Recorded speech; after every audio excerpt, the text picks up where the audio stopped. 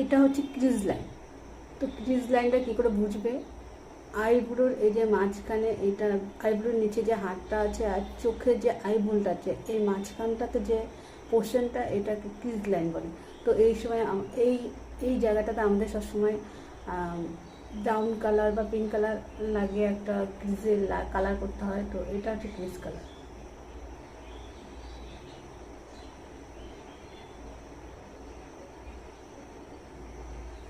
এখানে ক্রিজ লাইনে এটা হচ্ছে আইবল। এটা তো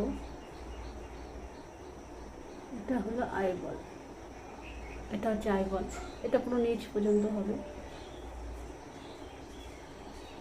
আর এটা হচ্ছে আউটার কর্নার এটা, আর এটা হচ্ছে ইনার কর্নার। তো দেখো এখানে তিনটে